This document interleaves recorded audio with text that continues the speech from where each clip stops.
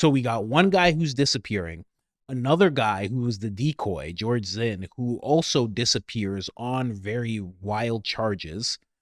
And then we have the guy at the root of everything who you need to talk to is going to be dead. Ooh, my hands are stinging. What I do for you guys? Are you kidding me? Coach Colin here. All right, I went and found that clip. Let's jump into the Candace Owens clip where she's talking about the two shooters. Again, proving that she is right. I mean, she's going to get things wrong. She says it all the time. But when she brought this up, it made no sense. And now that she's been on break for like 5 days, we're all starting to catch up. And a little bit of the evidence is starting to catch up as well. Let's jump in. Right? No one else is telling us anything. Of course, that's how I'm listening to it, okay? Even just randomly, that's how I'm listening to it. Let's go. Showing us anything. And I think they were going to say, or the other option, like it completely took his neck out. We wouldn't have been any wiser. But then I watched it, and the thing that jumped out at me was that not only did the bullet not pierce through, that there wasn't a single dot of blood on Charlie's bleach white shirt until he falls out of frame and onto the ground. I think we accidentally ruined what they were going to try to do to frame this. I think they wanted this to be a 30-06 narrative. And now they're going to have a lot of difficulty getting that through a courtroom. They panicked. They tried to explain it away. They're saying that it's a miracle. I don't think it is. It obviously was not a miracle. I think it is likely that what we should be looking for are two people that had weapons that day. Somebody that was in the audience, somebody that was elsewhere with a rifle.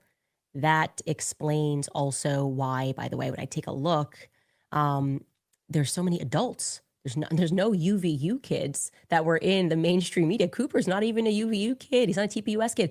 Why were they not able to find UVU students to say what it is that they heard and what they saw that day? And what's really interesting is I told you guys already about Nick, who has been assisting me on the ground. And one of the first things he said to me was that I felt like they were coming around, the feds were coming around, and they were trying to implant memories into our heads. So he was like, I felt like there were these people walking around that we didn't recognize, and they were like, you heard one shot, we heard one shot, we heard one shot.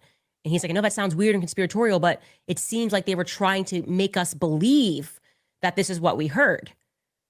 And it's interesting also because remember, when Phil Lyman gave us his footage and he walks outside of that building, the two now infamous goth girls who are not goth at all and they're just wearing black, they say that they heard two shots. They never made it to Fox News. They never made it to the mainstream media, but they too also said that they heard two shots. Take a listen.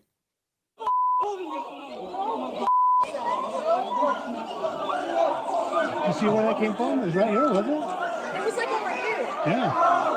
Two shots. Right.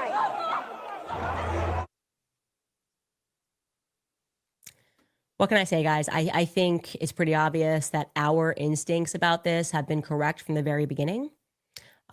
We probably need to be now looking for a shooter that was in the audience and to the left. I've seen you guys. I saw some guy, Alex Jones, that created he created a whole web and explained and did this all on a computer of where the trajectory would have to go. We need you again, ballistic YouTubers, gun people, gun enthusiasts, military men, the people that they're discounting and saying you have no right to get clicks. No, please get clicks. Explain to us what it is that you know in this decentralized intelligent agency, given the information that I am telling you, okay, that unless we have a bullet that's doing the worm like a WWE wrestler, okay?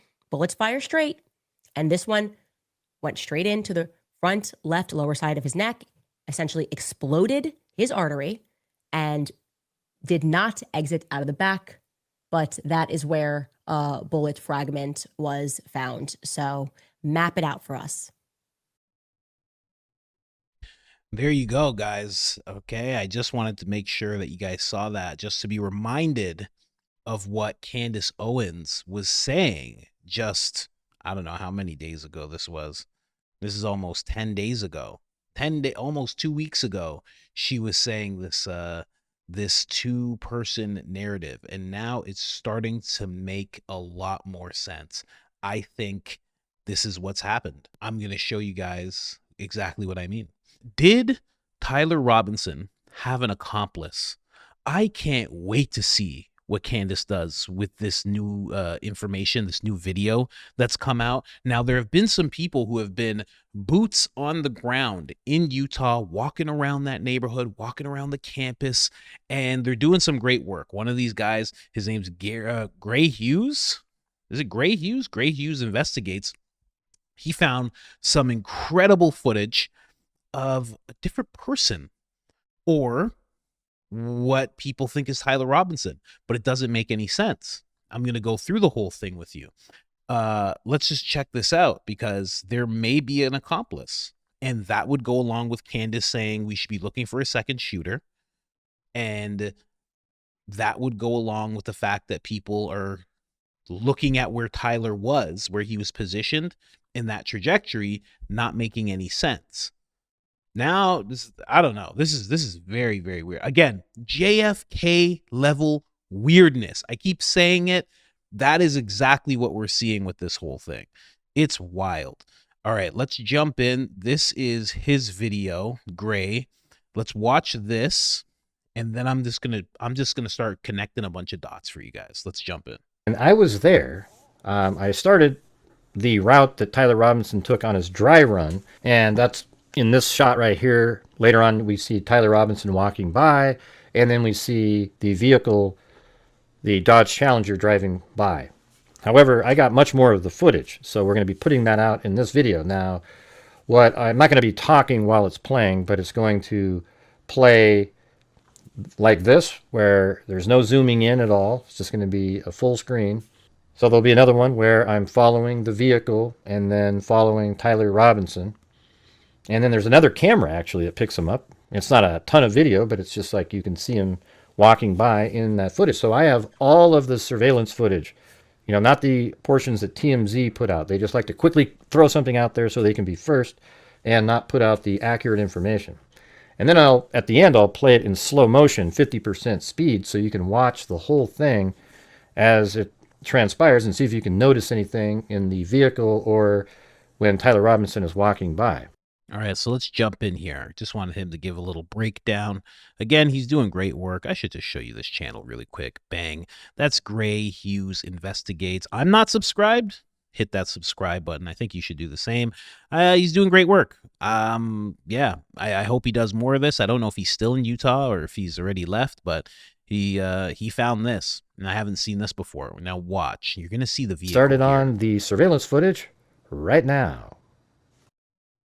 So what you're going to see right now is the vehicle. It's going to produce itself here. I'm an investigator. The vehicle produces itself anyway. 8:22 a.m. right? So now you see the vehicle heading out. This is the same Dodge Challenger that they were talking about Tyler having used in this whole thing, driving up to this place, which I'll get into the address of this place soon. So we see it go through there, and then you see it right there. Okay, so now you're going to see what this gentleman is saying Tyler walked by. But as I look into this, that doesn't make sense that would be Tyler. There he is, right there. But you're going to see more of him. Now, it looks like the same build, and this person clearly jumped at, well, I shouldn't say clearly, but, and this is at 9:58, you're seeing this. 9:58 a.m., just so you know, just right in the corner there. Just make sure you see that. 9:58 a.m. That's what, hour and a half has went by? So now, you see this guy walking by, right? Now, this is supposed to be Tyler. Now, this is where it doesn't make sense. Yes, jumped out of the car, but is that actually Tyler? Okay, so we're going to go through this footage just a little bit more because Gray did film this a bunch. He walks right up here. And right now, they're at a place that's a couple of blocks away from the university. Let's just go through this again. He zooms in a little bit. Again, great work, Gray Hughes. So we're zooming in on that vehicle. And I'm just going to run through this one more time, and then we're going to start connecting some dots. Put your tinfoil Speedo on, please, if you haven't already. Some people ask, what's a tinfoil Speedo? Someone get this guy a tinfoil Speedo. If you see someone that doesn't know in the comments, please get them a pair quickly. So the car's gone by. I hope he zooms in on this Tyler suspect. Yes, he does. Okay. So now we're seeing this version of Tyler. Oh, man, I feel like I've said that. This version of someone. I feel like I said that. Huh. Yeah, I've said this before in a situation that happened with the president while he was campaigning. All right. There. This is supposed to be Tyler. Right? This is what Gray is thinking when he sees this. There's a problem with that, though. Right? There's a little bit of a problem with that because we were told that this was Tyler Robinson. Right? So Tyler's walking up here, and we were all told that this is Tyler. Walking with a limp.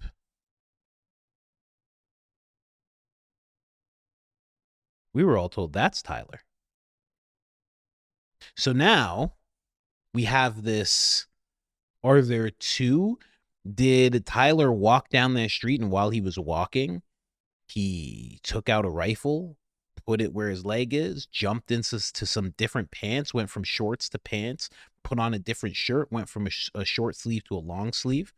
And then, of course, this is TMC depicting that this is him running back. Now,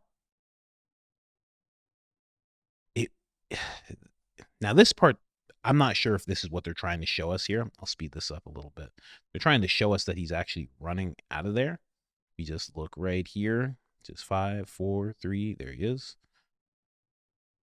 So they're trying to say that this is him running back. Makes sense because the car was there. They had to get back to that car eventually. Now, again, the people are saying this is Tyler, but it can't be both. Can't be both.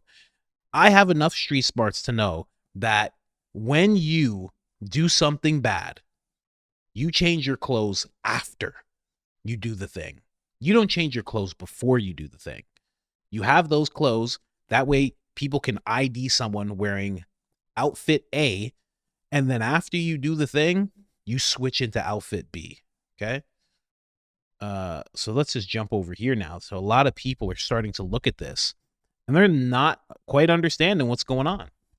They're like, we were told this was Tyler. We were told this is Tyler. Someone's trying to actually someone here is trying to like sell this whole rifle in the pants thing with this little crease. Are you crazy? Get out of here. There's no rifle in this guy's pants. Pants that skinny? Come on. No chance. Kind of rifle you got. And now they're trying to say, this is him. So it's two different people, right? So now people are suspecting that there's an accomplice, right? Because as you look at both of these figures, they're coming out of the same car. They're on the same street. While all this is happening, this person is being ID'd by a lot of different people. Of course, not the authorities quite yet, as this being Tyler.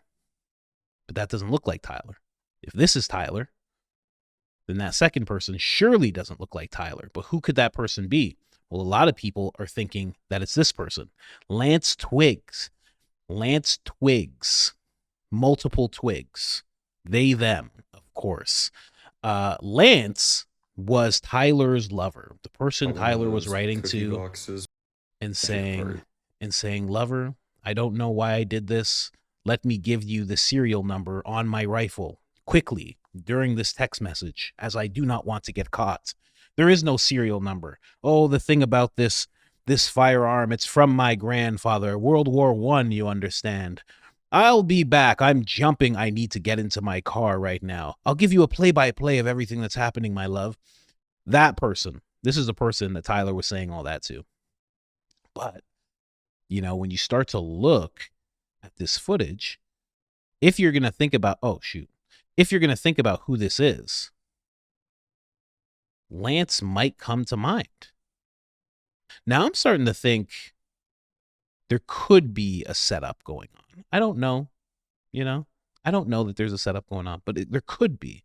A lot of people speculating that the person who is his accomplice is Lance, right? A lot of people have been making that assumption. Now I'm not showing you this collage just to wow you, okay? I'm just showing you. Can I zoom in? Oh, can I zoom in some more? Damn. But I'm just showing you, like, that's Lance, right? It kind of, complexion-wise and everything, kind of looks like this guy, right? Now, here's the thing. When you look at this video, and this is why this doesn't make sense, Tyler couldn't have left twice. So people thinking that he changed his clothes, that doesn't make any sense. I looked into this, right? So I'm going to jump over here. Now, the first video that we see, this TMZ video, this is Tyler walking down a street called West 925th Street. Okay, it's in Orem, Utah. This video, which I was looking into as well, this video is also at that same street. And this street turns into a cul-de-sac. So when you're watching this whole thing and you're seeing the car go this way, it's stopping there because it's like a little, it's a dead end, right? It stops there. So what had to have happened was this guy had to have got out and walked down the street. And then Tyler had to walk down the street. Tyler didn't walk down the street twice and then run back once and the other guy disappears. You see what I mean? And then when you look into Lance, first off, Lance looks like that. He could be ID'd as that person. I mean, he looks like he has the long neck. I mean, if you look here, let me pull this into perspective. Looks like he has the long neck here. You know, no insult to Lance. I'm just saying. Looks like he has the long neck. Chin, kind of pronounced, not too much, even less so here. But with the hat on, really does look like he could be ID'd as this person here. Really does. But now, when you look into Lance, what happened to Lance? Lance apparently is under the protection of the authorities. So here's what happened to Lance. Lance has nothing to do with Tyler.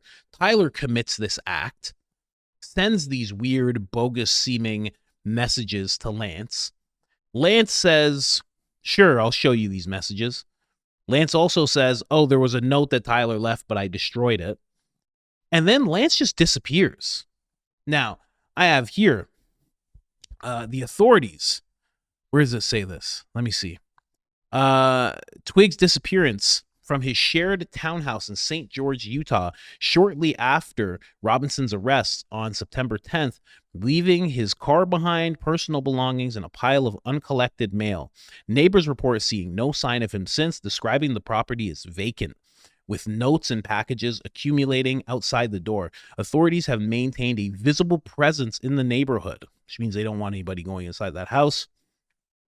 And while Twigs has been a key source of information, sharing texts where Robinson confessed to the shooting, his safety concerns prompted his relocation. That really, I mean, you could make it make sense. You could. But for them to still have this guy, here's what I'm thinking. This is why I'm bringing this up. I think he disappeared. I think we're never going to see Lance again. I think that's it. I think Lance is gone now. So it's just very interesting that Tyler gets radicalized. He's alongside this Lance person. They become lovers. He gets into these Discord groups, these Reddit groups, these very left-leaning things, and he gets highly influenced, gets to the point where he's doing this thing, this job, this terrible act, and then the boyfriend who was helping him along becoming radicalized suddenly disappears.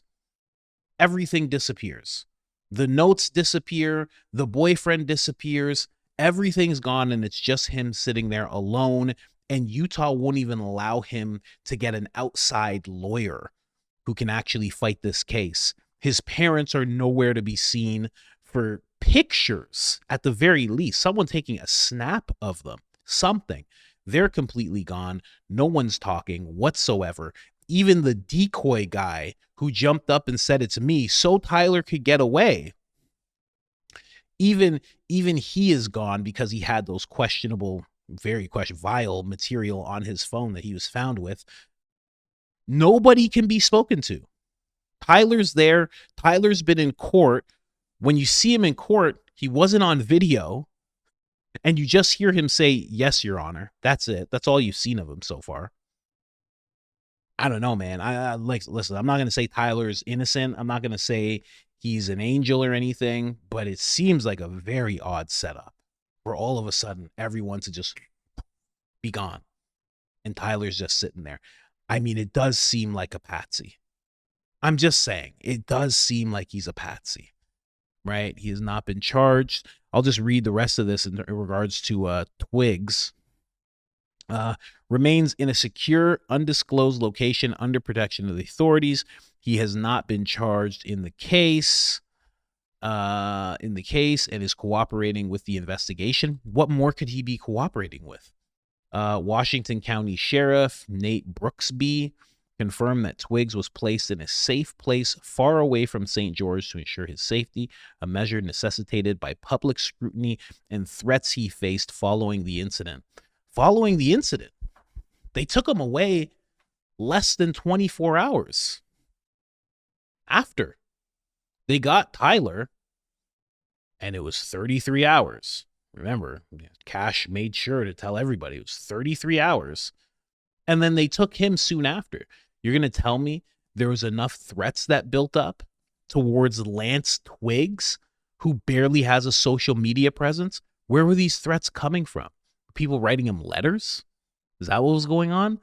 None of that makes sense. And on top of that, he's not even a suspect. He didn't even do anything. If you read the text messages, he did nothing. But for some reason, they had to make him disappear.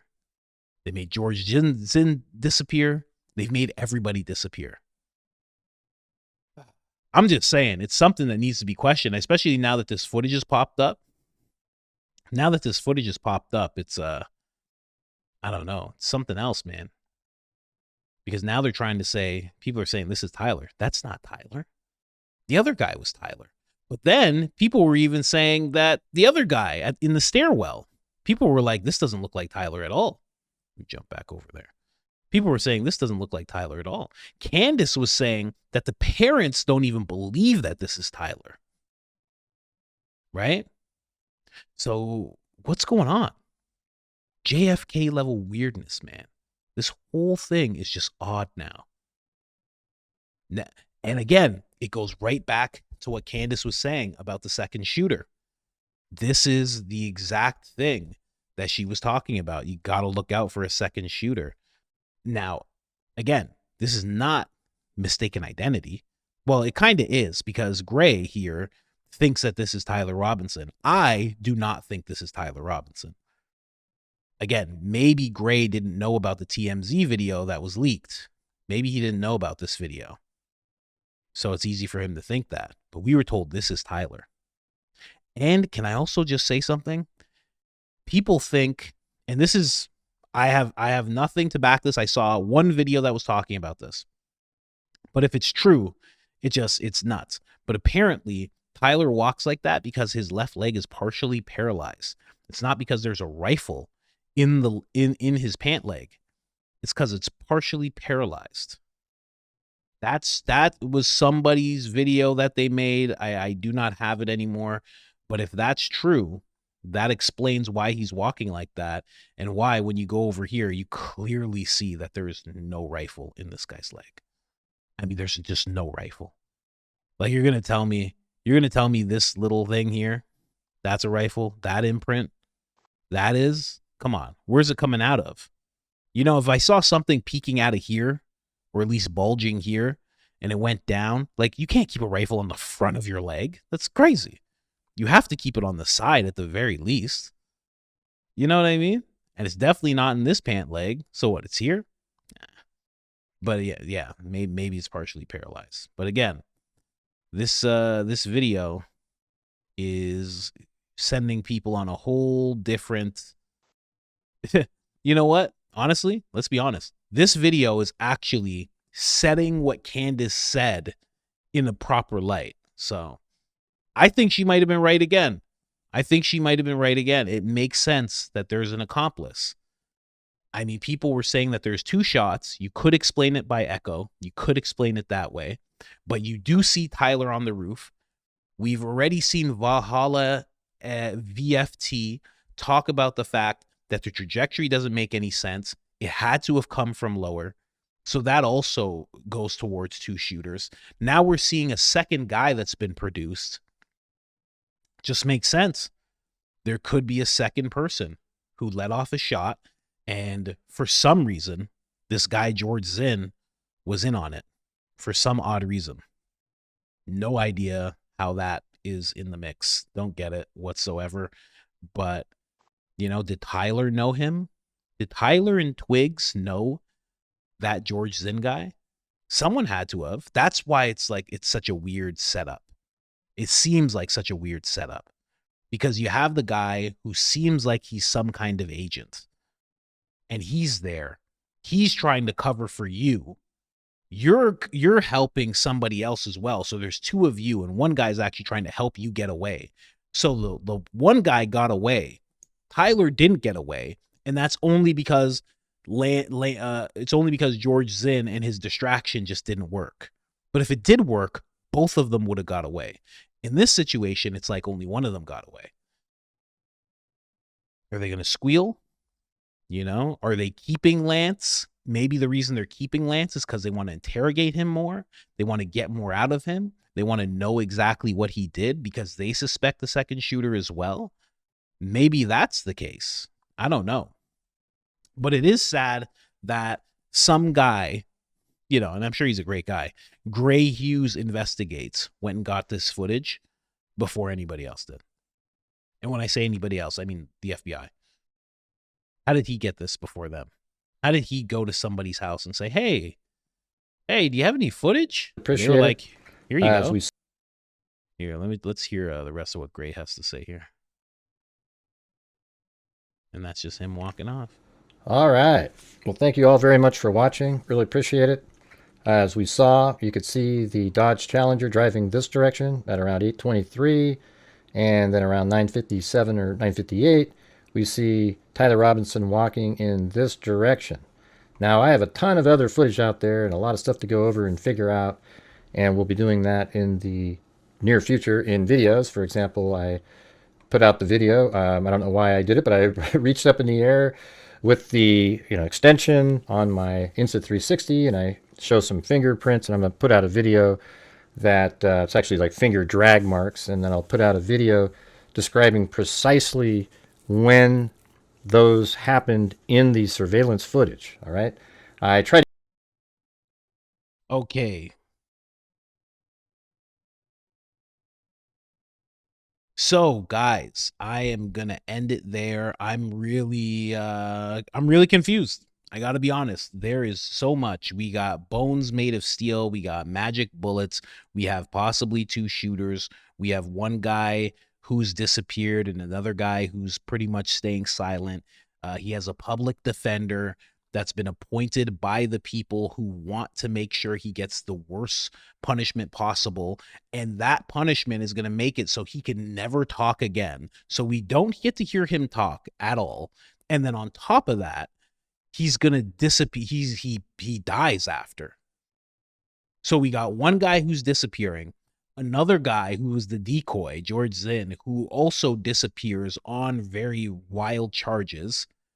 And then we have the guy at the root of everything who you need to talk to is going to be dead, possibly, if everything goes. Oh, man. Can't wait to hear what Candace has to say about this, honestly. Anyways, guys, that's all I got. I'm out of here.